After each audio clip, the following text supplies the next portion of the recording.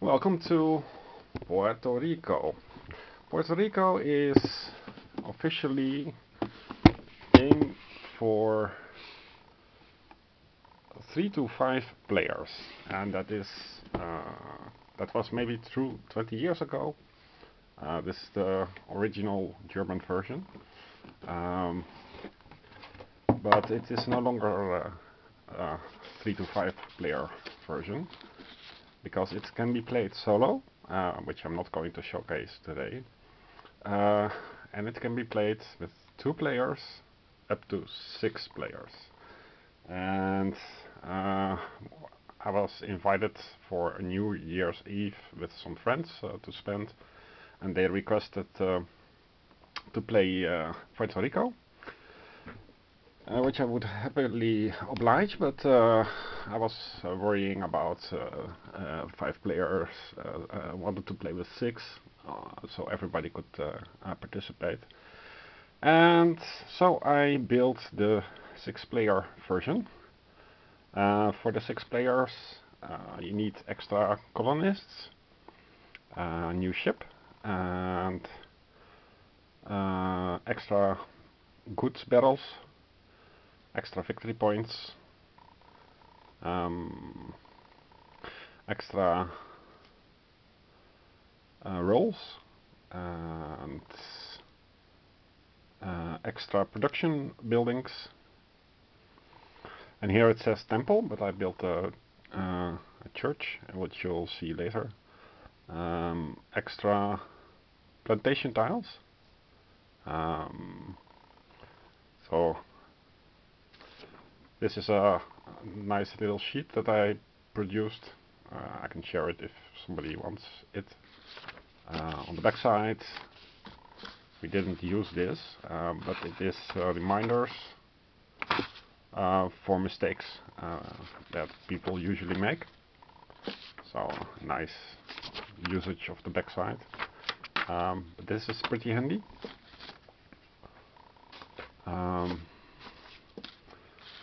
Player reference guides, especially when you play this once every 3 years or something. No, they are not gamers, but this was very much referenced during the game by the host and the hostess and the daughters. So this is very useful to build in your favorite language, of course. These are the normal tiles, and they have this backside.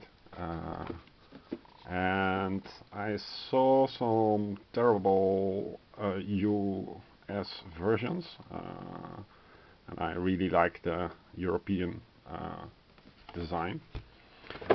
And here you see the 6th plantation. This is, of course, the game comes with 5 such tiles. You obviously need a 6th, so I use my printer to scan it and print, and then fold it backwards and make it a little bit sturdier. As you can see, it also retains the German terms, and these German terms are also used in the player reference guide. It's not a big deal. Especially when you are used to play with the German version. This was also very much appreciated. It is some guy that made the harbor, and the place here for the harbor to store goods. This is a very good place for the general supply. The ships come here in each of the docks, and they unload, and then they sail away, which is makes it come alive a little bit.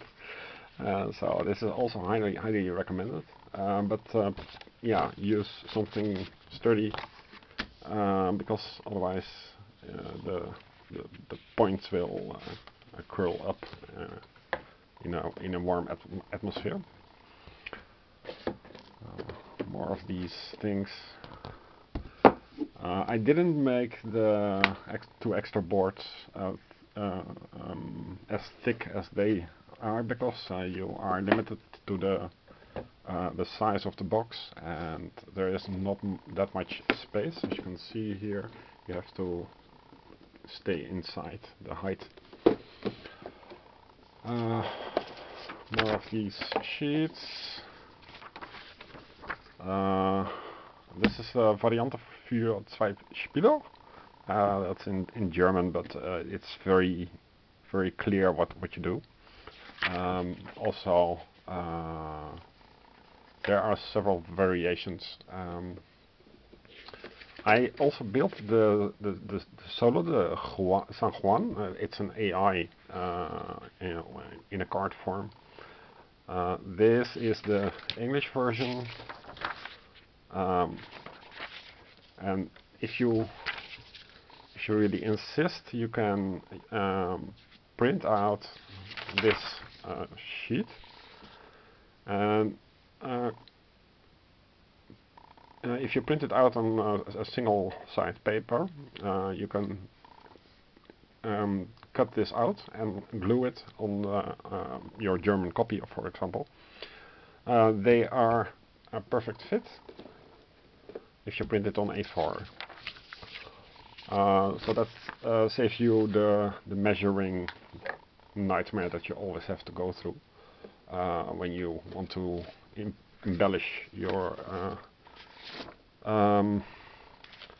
original game. So this is the original German techie German. Yeah, it's nice colors, but we never use this. It's a relic from the past. And this is our Dutch version, and this is the Belgian version, Flemish, so that it has nice Belgian things.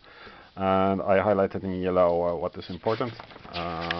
Made also a booklet, because it was in an ugly paperclip kind of way, and I have learned a lot of things during my P&P days. So it's a nice reference. Didn't use it that much, only for teaching the game. Now there are two ways to organize your components. That is to do it by delta. So you have an original two-player bag, and then a 3-player delta for if you want to play 2 and 3 players. You toss them together. So each bag contains all the extra buildings, extra colonists, extra victory points, etc. But I kept it still in the original version. And these wooden cubes, they are well beloved, but for the necessary extras, I made these octagons. They are lightweighted, but they work. You need 2 of these. So two yellow, and apparently for these nice little cubes for indigo. You can see the 2 together. So it's not perfect, but you can recognize it and you can use it. I don't know if it was 2 or 3, but yeah, you need these extra. Of course, for sugar as well, or Goldsucher, as it's called here.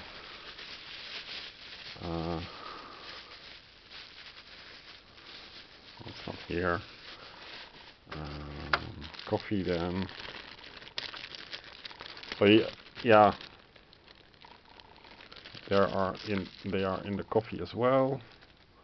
So you have this one and this one, because I'm considering to organize it in Delta fashion. The 6th player version is only used once every 2-3 years.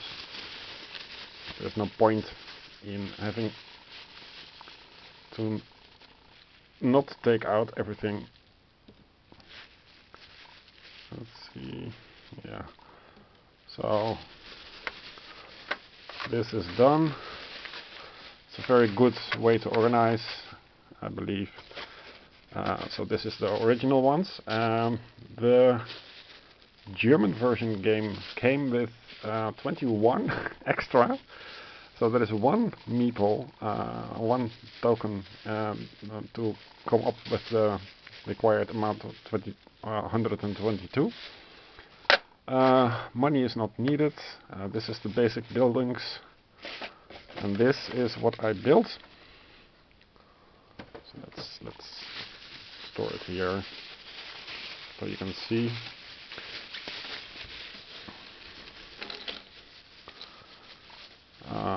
So what do we have here? I made some extra colonists because I wasn't sure about if I had enough, but I apparently have enough. So this is the colonists that I built on double-sided cardboard paper. These things like university construction hut. I did first a print test out for the JPEG to PDF, and it is apparently the correct size. Then I made a mirror image of the thing. So and inside every image, I also mirrored it. So the hospice on the left, on the front side, would be on the on the right, would be on the left in the correct orientation. So I can share that also if you like. So this is for the sugar. Here is the church. This is an extra violet building, and these are the extra rolls. The prospector is just a Goldsucher. Sucher. So you get an extra prospector.